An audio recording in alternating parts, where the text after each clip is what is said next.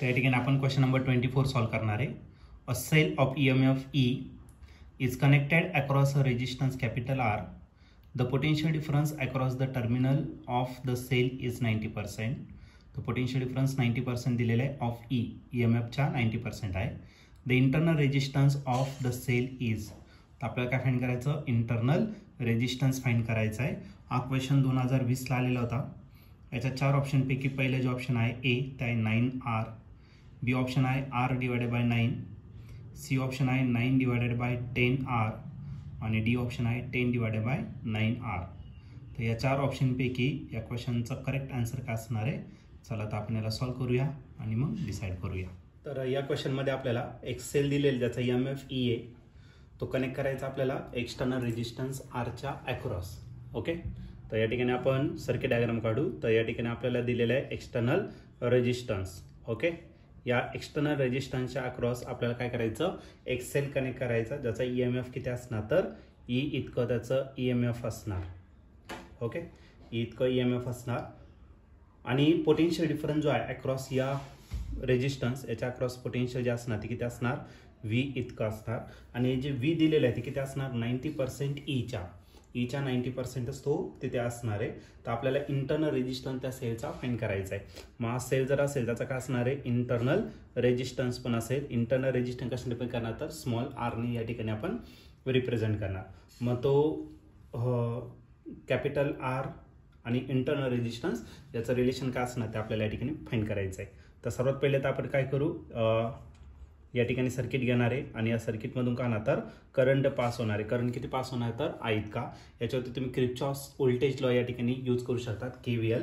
तर KVL नुसार या ठिकाणी आपण according to direction of current या ठिकाणी पहिलं प्लस साईन घेतलं, दुसरं मायनस साईन, इकडे पण प्लस साईन घेतलं, मायनस साईन. याच्यावरती KVL अप्लाय करा. या डायरेक्शन जाणार लास्टचा साईन प्लस आहे, तो काय आला प्लस E. पुढे गेला तर लास्टचा साईन मायनस आहे. करंट किती चाललाय, I इतका. Resistance capital R. पुढे जा गेला तर मायनस साईन आणि करंट जो आहे तुमचा I इतका आणि जो रेजिस्टन्स आहे तो किती राहणार, तर स्मॉल r इतका असणार. सर्किट कंप्लीट झालं. इज इक्वल टू काय राहिला, 0. हे दोन्ही टर्म मायनस आहे, राईट साईडला काय होणार आहे, प्लस. मग E इज इक्वल टू आपला झाला I capital R plus I into small r. या दोन्ही टर्म मधून I कॉमन येईल आणि तर राहिला कॅपिटल R प्लस काय, स्मॉल r. मग आपल्याला I ची व्हॅल्यू भेटून जाईल आणि I ची व्हॅल्यू काय भेटणार, E divided by capital R plus small r. हे झालं तुमचं करंटची व्हॅल्यू झाली, बरोबर की नाही. आता आपल्याला EMF आणि पोटेन्शियल याचं रिलेशन दिलेलं आहे. मग जो पोटेन्शियल आहे तो किती पर्सेंट दिलेला आहे, फक्त 90% दिलेला आहे. कशाच्या, Eच्या. मग 90 डिवायडेड बाय 100. हा 0 आणि इथला 0 काय झाला, कॅन्सल. मग V इज इक्वल टू आपला झाला 9 डिवायडेड बाय काय, 10E. ओके, Eची व्हॅल्यू आणि याचं तर रिलेशन दिलेलं आहे आपल्याला. मग according to ohm's law V is equal to आपला काय भेटणार, V is equal to IR.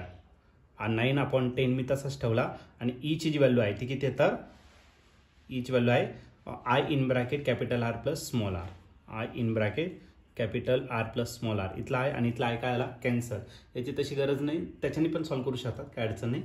तर याला क्रॉस मल्टिप्लाय करू. 10 याला मल्टिप्लाय केलं तर झाला 10R आणि याला जर मल्टिप्लाय केलं तर भेटला 9R plus 9 small r. Okay, आणि आपल्याला फक्त स्मॉल rच फाइंड करायचा. प्लस इकडे काय करा, मायनस. मग 10R minus 9R is equal to काय भेटलं, 9 स्मॉल r. 10 मधून 9 जर मायनस केला तर काय भेटेल, फक्त R भेटेल आणि हा काय भेटला 9 स्मॉल r. आपल्याला इंटरनल रेजिस्टन्सच फाइंड करायचा आणि हा जो इंटरनल रेजिस्टन्स आहे तो किती भेटणार, तर 1/9 म्हणजे 1/9 आणि तो R राहिला. मग न्यूमरेटरला R राहील आणि खाली काय राहणार, तर 9. मग internal resistance is equal to R divided by 9. आणि या ठिकाणी तुम्ही ऑप्शन जर बघितलं तर ऑप्शन नंबर बी जो आहे तो या ठिकाणी आपला करेक्टली मॅच झालेला आहे. मग या क्वेश्चनचं जे आन्सर असणार ते ऑप्शन बी आणि ऑप्शन बी म्हणजेच internal resistance is equal to R divided by 9.